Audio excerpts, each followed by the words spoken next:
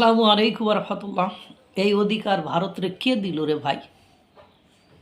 আমরা ভাই মানে পাকিস্তানের মতো দেউলিয়া হতে চাই, তুরস্কের মতো ভিখারি হতে চাই, আজারবাইজানের মতো বিপদে পড়তে চাই, আফগানিস্তানের মতো মানে না খেয়ে মরতে চাই। তোমার এত জ্বালা কেন ভাই? তোমার এত জ্বালা কেন? তোমার এত গায়ে লাগে কেন? তুমি আমাদেরকে সাহায্য সহযোগিতা করতে চাও আর কি? আমরা তো দেউলিয়া হতে চাই, আর হতে চাই বলে আমরা পাকিস্তানের মতো ডিপ স্টেটের ফাঁদে পা দিয়ে ফেলেছি। এখন সেই ডিপ স্টেটের খেলা যে হয়েছিল সেটা এখন সম্মুখে আসা শুরু হয়েছে। এই যে দীর্ঘ 5ই আগস্ট থেকে 2024 থেকে আজ পর্যন্ত মার্কিন যুক্তরাষ্ট্র অর্থাৎ ডোনাল্ড ট্রাম্পের দেশের বিরোধিতা একটা গোষ্ঠী, একটা দল, একটা গ্রুপের মুখ থেকে কোনো দিন শুনেছেন? শোনেননি, দেখেন নাই। এখন আমাদের সর্বশেষ এক জামাত নেতার বক্তব্য শুনলাম। তিনি বলছেন, অনেকে প্রশ্ন তোলে যে ডক্টর ইউনূস, জুলাই গণঅভ্যুত্থানে ডক্টর ইউনূসের ভূমিকা কী? তো তখন তিনি বলছেন, ডক্টর ইউনূস লবিস্ট নিয়োগ করেছিল, কোটি কোটি টাকা দিয়ে লবিস্ট নিয়োগ করেছিলাম।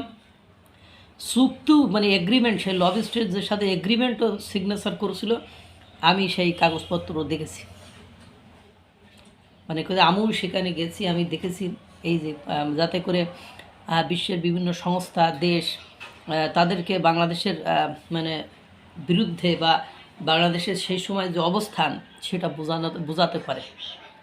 ঠিকই তো আছে। এবার আসুন, জামাতের নেতাকর্মীরা কি ভূমিকা পালন করেছে। এবং জামাত আমার সে প্রথম দিন থেকেই আমার মনে হয়েছে যে মার্কিন যুক্তরাষ্ট্র যে খেলাটা বর্তমানে খেলছে সেটা জামাতকে নিয়েই খেলছে। কারণ হলো মার্কিন যুক্তরাষ্ট্রের পাকিস্তানের সাথে সম্পর্ক ভালো এবং ভারতের সাথে সম্পর্ক বর্তমান সময়ে প্রচণ্ড রূপে খারাপ। আর বাংলাদেশের আপনার অবস্থাও ঠিক আমরা ওরকমই দেখেছি। মার্কিন যুক্তরাষ্ট্রের পাকিস্তানের সাথে বাংলাদেশের সম্পর্ক ভালো, মার্কিন যুক্তরাষ্ট্রের সাথে সম্পর্ক ভালো, কিন্তু ভারতের সাথে চরম লেভেলের খারাপ। ভারত ইচ্ছা করলেও এই সম্পর্ক ঠিক করতে পারবে না। কারণ মার্কিন যুক্তরাষ্ট্রের সাথে যেসব এগ্রিমেন্ট স্বাক্ষর হয়েছে, যেসব চুক্তিবার্তা স্বাক্ষর হয়েছে, সেখানে একটা এগ্রিমেন্ট এরকমই যে আমার যারা শত্রু তোমারও তাদেরকে শত্রু বানাতে হবে, তাদের শত্রু হতে হবে। এখন কথা হলো প্রকাশ্যে না, এই আসছে যে বর্তমান সময়ে বলছে যে মার্কিন যুক্তরাষ্ট্র অর্থাৎ আমেরিকা, যুক্তরাজ্য পাকিস্তান তো আকাল সকাল চাই জামাত ক্ষমতায় আসুক এবং জামাতকে ক্ষমতায় নিয়ে আসার জন্য তাদের যত কাঠখড় পোড়াতে হয়। কারণ তারা চাই যে আমরা তো দেউলিয়া ফকিন্নি দেশ, আমাদের মতো একটা দেউলিয়া তো আমাদের কাছ থেকে যারা স্বাধীনতা অর্জন করেছে তারা এভাবে করে উন্নতির দিকে, অগ্রগতির দিকে এগিয়ে যাবে। আমাদের চিরশত্রু ভারতের সাথে সম্পর্ক রেখে এ তো হজম করা খুব কঠিন, এটা আমাদের পক্ষে কোনোভাবেই সম্ভব নয়। তাই আমি যে কোনো পলিসিতে ভারতের বিরোধিতা করিয়া বাংলাদেশের 12টা বাজিয়া।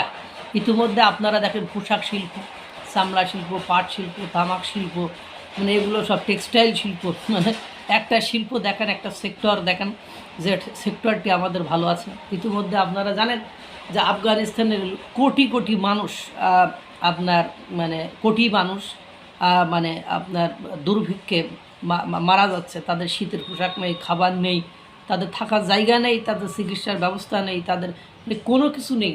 এরপরে আপনারা দেখেন পাকিস্তানের অবস্থা দেখেন, প্রতিদিন কোথাও না কোথাও বোম হামলা, আত্মঘাতী বোমা হামলা, গুলি গুলিবিদ্ধ, তারপরে খাদ্যপণ্যের দাম, এবং জনগণের কোনো স্বাধীনতাই নেই, জনগণের কোনো অধিকারই নেই। জনগণ মিডিয়ার সামনে কথা বলবে, এসে এই অধিকারই তাদের নেই। তুরস্কের অবস্থা দেখেন, একখানা রুটির জন্য তাদের লাইন দিয়ে দাঁড়িয়ে থাকতে হয়। এ পর্যন্ত অফিসিয়ালি তারা 3 থেকে 5 বার আপনার ভারতের কাছে গম খাদ্যশস্যের জন্য আবেদন করেছে, কিন্তু ভারতের সাথে লাগার কারণে বারবারই সেটা খারিজ করেছে। তুরস্কে মিডিয়ার মুখ বন্ধ, জনগণের মুখ বন্ধ, কারণ কথা বললেই এরদোয়ান তাদের জীবন শেষ করে দেয়, তাদের খতম করে দেয়। তা ভারত ভাই, তোমার গায়ে এত লাগে কেন ভাই?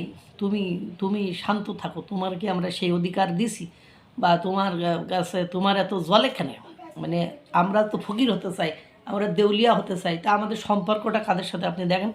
আজকে এক বড় ভাইয়ের একটা ফেসবুক কমেন্ট দেখছিলাম যে আমেরিকা চাই, অমুক চাই, তমুক চাই।